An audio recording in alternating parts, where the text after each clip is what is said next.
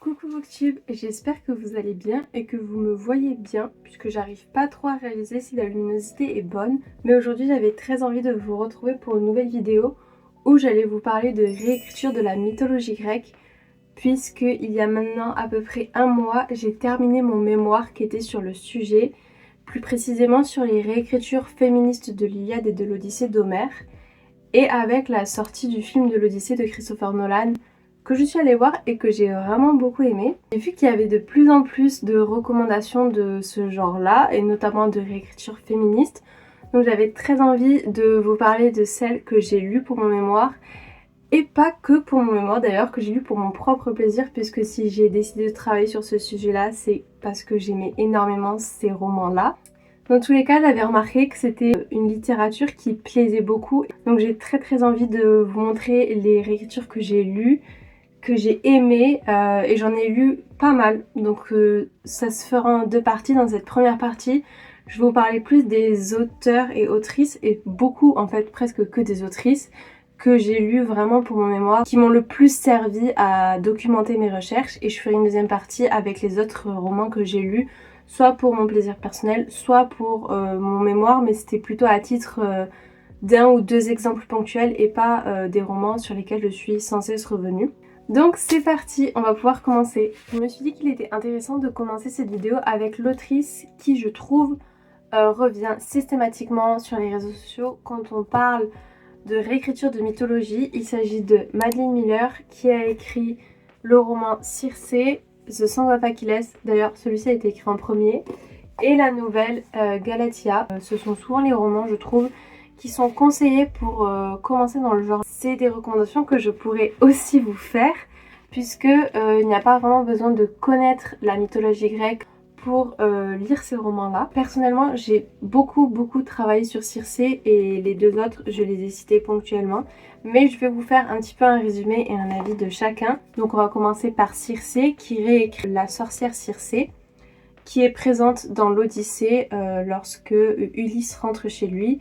Il va s'arrêter sur son île et Circé est plutôt dépeinte comme une méchante sorcière, et l'enjeu de Madeline Miller sera de lui donner une humanité et de donner une autre version au mythe en prenant l'intériorité, en inventant ce que Circé a vécu, ce que Circé a pensé. Et le roman va plus loin que la rencontre avec Ulysse. Et j'ai beaucoup aimé ce roman, il est très immersif, la plume de Madeline Miller ici est très jolie, on a vraiment un amour pour la nature que j'ai beaucoup aimé lire, et le personnage de Circé qui évolue vraiment dans ce roman. J'ai beaucoup aimé la suivre et je trouve qu'elle est très attachante. Ce n'est pas ma réécriture préférée, mais je comprends totalement pourquoi elle plaît. Elle est vraiment complète et elle est parfaite pour commencer. En tout cas, moi c'est avec celle-là que j'ai commencé. Après, j'ai tellement travaillé sur ce roman que j'arriverai même plus à vous dire vraiment pourquoi j'aime ce livre. Madeline Miller a énormément étudié son sujet, donc je ne pense pas qu'elle ait rajouté ou inventé des parties du mythe de Circé. Elle a pioché parmi toutes les versions qui existaient, et dans le roman ça permet de balayer plein de mythes qu'on connaît tous au moins de nom, ou dont on a entendu parler à l'école, ou même qu'on va découvrir avec plaisir dans le roman. Avant même de travailler dessus, j'étais extrêmement séduite par Circé, par sa force et par toute sa vie qu'on va suivre. C'est très intéressant. L'autre roman qu'on cite tout le temps de Madeline Miller, c'est The Song of Achilles, qui cette fois-ci réécrit l'Iliade et qui va se centrer sur Achille et sur sa relation amoureuse avec Patrocle. Et d'ailleurs, le roman suit la focalisation de Patrocle. C'est de sa voix et de sa perception qu'on a l'histoire. Et c'est une romance du coup entre les deux hommes. J'ai pas vraiment aimé The Song of Achilles, et je sais que c'est le roman préféré de énormément de personnes, donc je suis vraiment désolée. Je pense que si vous voulez vraiment commencer le genre des réécritures, il vaut mieux que vous commenciez par celui-là, puisque moi j'ai été vraiment biaisée. Ma vision de l'Iliade et de la guerre de Troie, elle était vraiment due à d'autres réécritures que j'ai lues et à l'Iliade d'Homère que j'ai aussi lu. Donc c'est avec ce prisme-là que j'ai lu ce roman, et il ne coïncidait pas avec l'idée de la guerre de Troie que j'avais. Je trouve qu'il avait plus de longueur et que la plume de Madeline Miller était moins belle que dans Circé. Mais il faut préciser aussi que les romans ont 7 ans d'écart. Celui-là a été écrit en 2011, celui-là en 2018, donc c'est aussi pour ça. Mais ça reste quand même un roman touchant et il était vraiment bien fait, il respecte la guerre de Troie. Il y a des choses que j'ai pas appréciées, il y a des moments où je me suis franchement ennuyée. Je n'ai pas aimé la manière dont il est totalement dépendant presque d'Achille, comment il peut voir la vie uniquement par rapport à Achille. Et le Achille dont il est amoureux ne m'a absolument pas convaincue.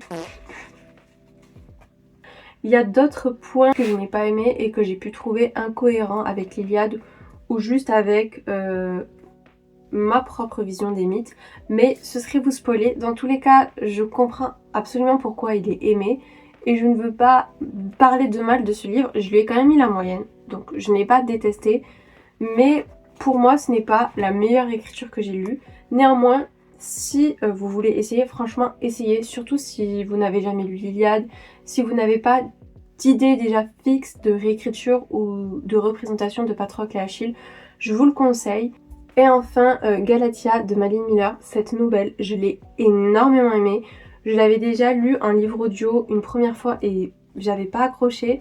Mais là, de le relire avec ma propre voix, si on peut dire ça, et en anglais, je l'ai trouvé vraiment mieux. Donc si vous voulez commencer la lecture en anglais ou si vous êtes à l'aise avec la lecture en anglais, je vous conseille vraiment de le lire en version originale. J'ai adoré, c'est très très court, vraiment ça fait 40 pages, ça se lit en une traite et c'est écrit quand même assez gros avec des grosses marges.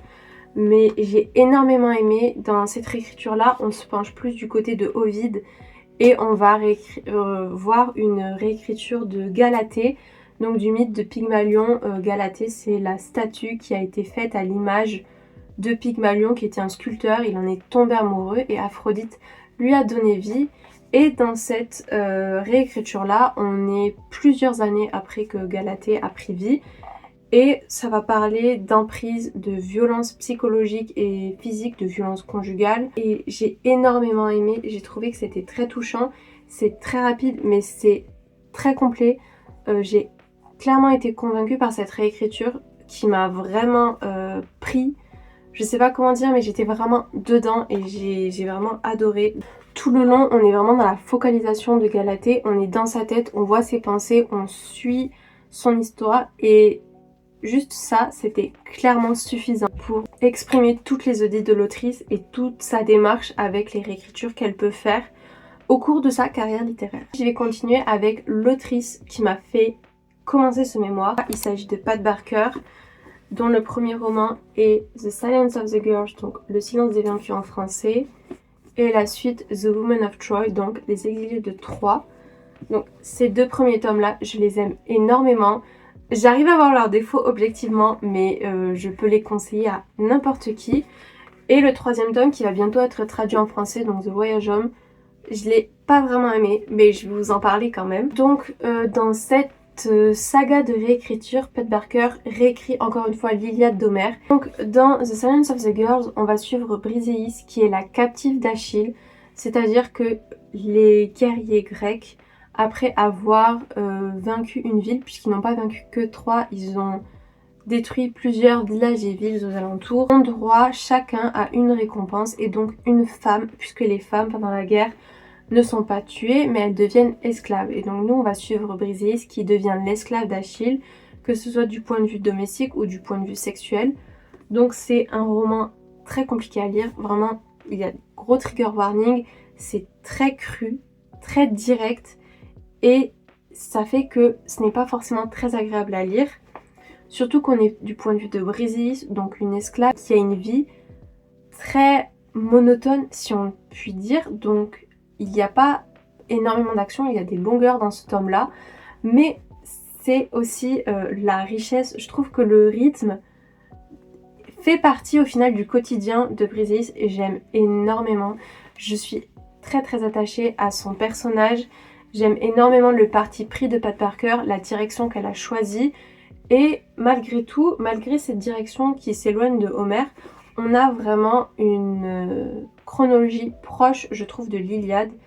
Et j'aime énormément ce roman, malgré les critiques qu'il peut y avoir dessus. Si vous voulez vous pencher sur l'Iliade du point de vue des perdantes, du point de vue des Troyennes, si vous vous demandez ce qu'il est advenu de leur sort, et si vous voulez lire une Iliade plus féministe, plus féminine, pardon, mais féministe aussi au final, puisque le récit d'Homère suit exclusivement des guerriers et ponctuellement des déesses. Vous voulez dire des humaines au final dans la guerre et qui permettent de se focaliser sur les femmes en temps de guerre en général. Je vous conseille absolument The Silence of the Girls. Personnellement, j'ai préféré le tome 2, The Women of Troy, qui s'éloigne de l'Iliade, puisque avec la fin de ce roman-là, on a la fin de l'Iliade. C'est un après, mais qui reste toujours aussi proche des mythes. Le personnage de Briseis évolue drastiquement. On a aussi plus d'action, plus d'enjeux. On suit la suite de la vie de Briseis et aussi on voit son quotidien avec les autres esclaves, ses amis auxquels on s'attache. Et dans ce roman-là, on va voir des figures très connues comme Hécube ou comme Cassandre. Et dans le 3e tome, on va suivre Cassandre, Clytemnestre et Ritsa qui est inventée par l'autrice. Ça se passe quand les guerriers rentrent chez eux. Et notamment, on va suivre ici les femmes autour de la figure d'Agamemnon. J'avoue que je me suis ennuyée et voilà, j'ai moins aimé celui-là, mais il faudrait que je réessaie de le lire en français puisqu'en anglais, la plume de Pat Barker n'est pas spécialement évidente. Donc c'était pas mauvais, un peu plus long, mais si vous voulez vraiment suivre que Briseis, ces deux-là, ils sont incroyables. Ensuite, je vais vous parler d'une autrice allemande cette fois-ci qui s'est haussée au rang de classique. Si vous avez déjà lu plusieurs réécritures de mythes, je vous conseille puisque c'est vraiment un regard différent, je trouve, des romans que je vous ai montrés juste avant.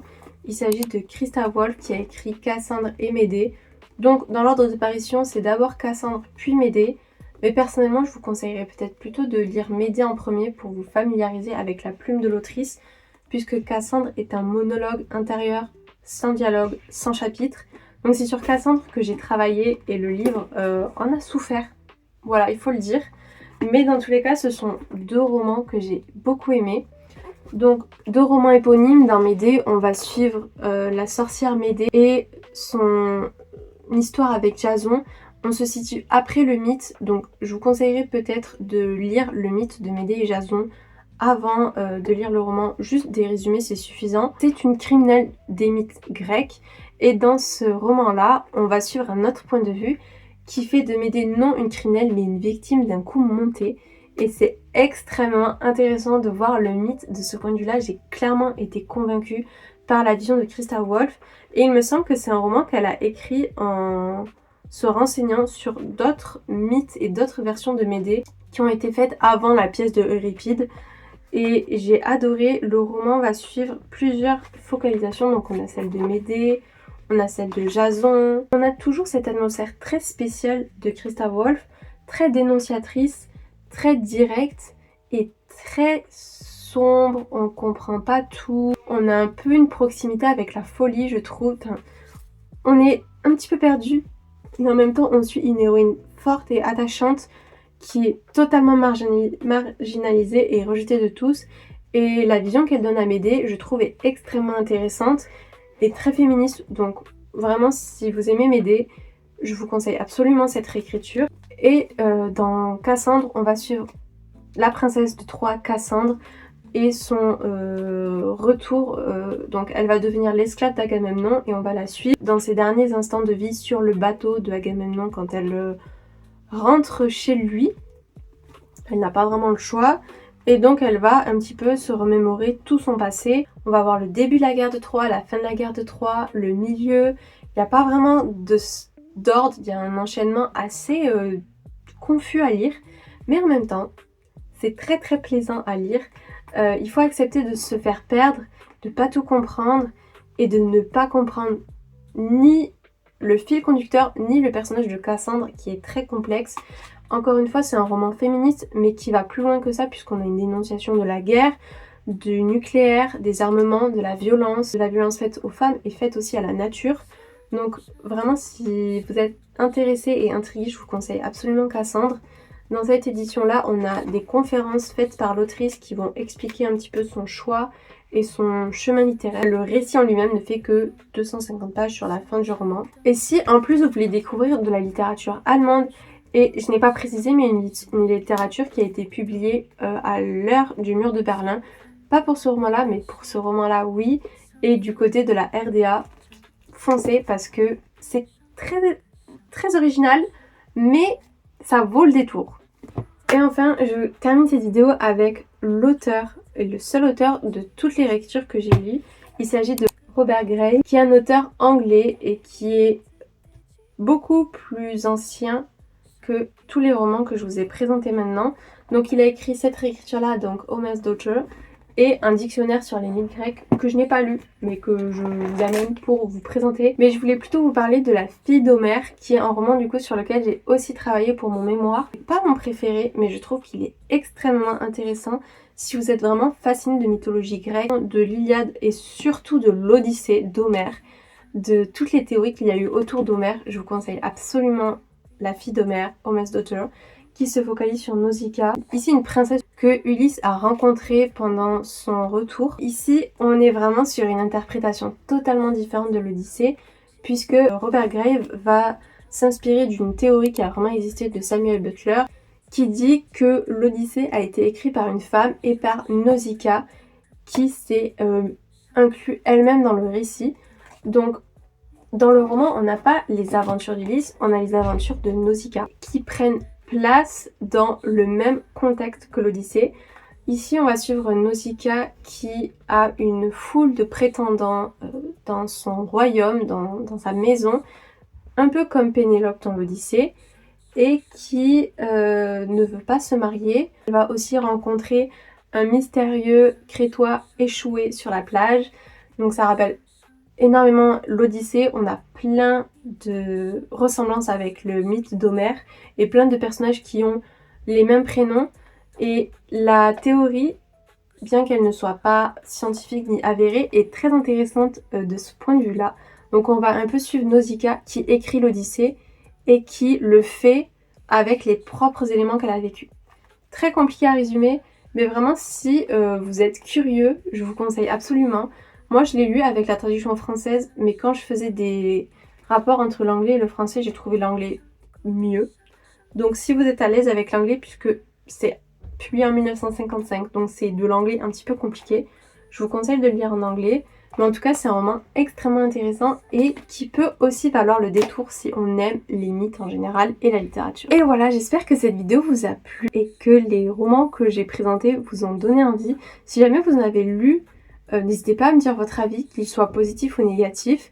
J'espère en tout cas que j'en ai bien parlé, que je vous les ai bien présentés, puisque ce sont des romans et un genre littéraire qui me tiennent énormément à cœur. En tout cas, merci d'avoir regardé cette vidéo. J'espère vraiment qu'elle vous aura plu. Et si aussi vous avez des questions sur mon mémoire, n'hésitez pas. J'ai beaucoup aimé l'écrire. J'aime toujours en parler. Donc ça me ferait aussi plaisir. Et en attendant, je vous souhaite de très belles lectures. Et je vous dis à bientôt pour une prochaine vidéo.